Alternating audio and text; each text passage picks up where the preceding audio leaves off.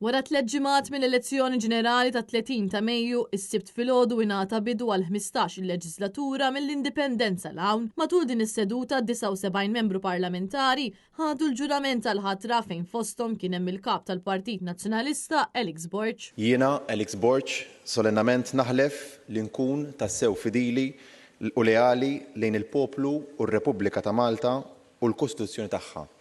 Hekk Alla jgħinni.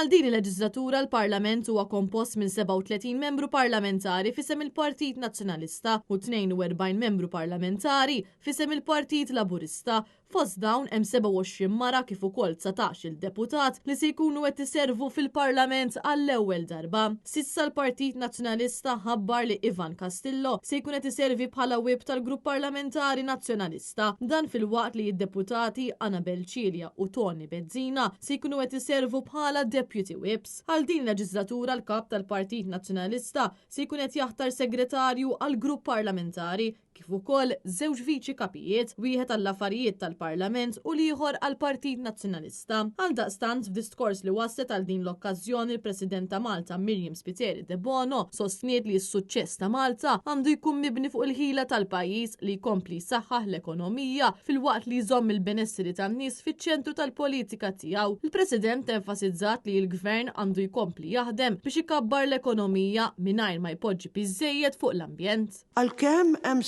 sinjali tajbin li l-gwerra bejn l-Istati Uniti tal-Amerika u l-Iran ser tbatti, aktar minn 3 xhur ta' konflitt ħarrew riperkussjonijiet kbar fuq l-ekonomiji tad-dinja. Konsegwenzi li jkomplu jżidu mal-pressjonijiet li diġà kienu qed jiffaċċjaw ħafna pajjiżi minn meta beda l-konflitt tal-Ukrajna 4 snin ilu.